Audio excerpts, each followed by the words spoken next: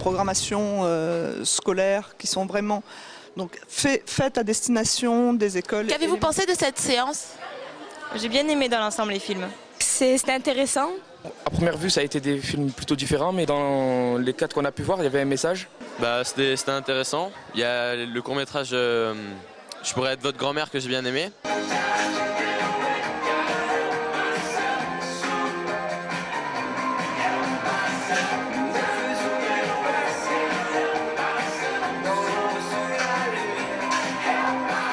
On a eu un débat en fin de séance qui a été hyper riche avec Joël Quatrain. Les questions des lycéens sont super percutantes. Enfin, c'est très agréable.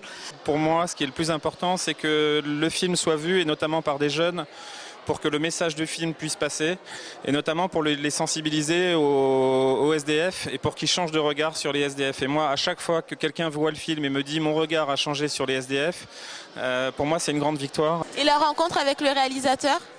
J'ai bien aimé aussi. Je trouve que c'est original ce qu'il a fait avec les pancartes, tout ça. Puis je trouve qu'il a bien répondu aux questions. Comme je l'ai dit lors de la fin de la projection, c'est que ce film pose une question importante. C'est qu'est-ce qu'on veut faire de sa vie? Est-ce qu'on choisit de faire ce que l'on aime ou simplement se contenter de ce que l'on fait?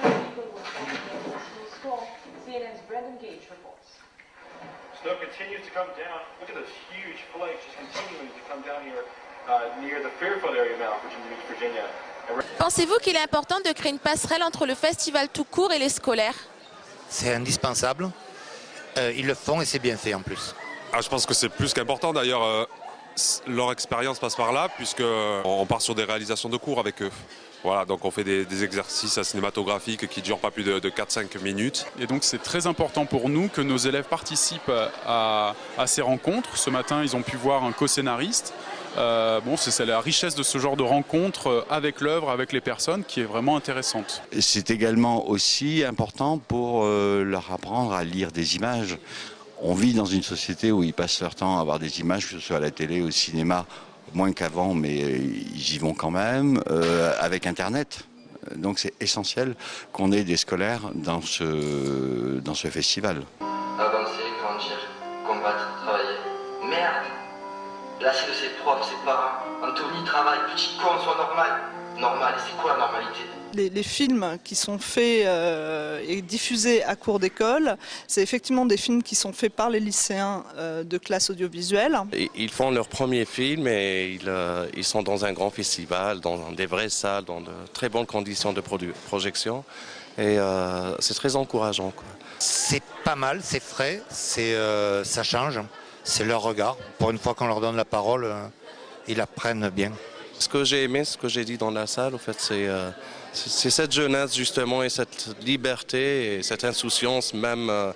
Parfois, il y a même l'insouciance on s'en fout même de la grammaire cinématographique, mais ça, ils ont raison. Et ça, c'est ça qui est bien. Et on trouve des nouveaux cadres, des choses qu'on n'a jamais vues dans le cinéma. Artistiquement, c'est souvent surprenant. Et même des fois, on est assez bluffé techniquement, quoi, parce qu'on arrive à avoir de très beaux plans. Quand je parle de ces films, je parle plutôt d'exercices cinématographiques que de films, même si effectivement les élèves ont à cœur, quand ils ont cette possibilité-là, d'écrire un scénario, de faire de la mise en scène, de faire des choix de cadre, etc. Mais ça reste des œuvres de personnes qui sont en devenir, et c'est ça qui est émouvant.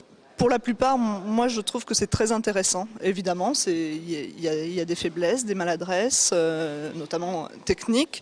Mais par contre, ils ont plein de choses à dire. Et ils nous parlent un petit peu de leur joie, de leur difficulté à vivre, de la manière dont ils voient le monde, avec leur sensibilité d'adolescents. Ils sont bien les pieds dans la réalité sociale, économique, et on retrouve quand même...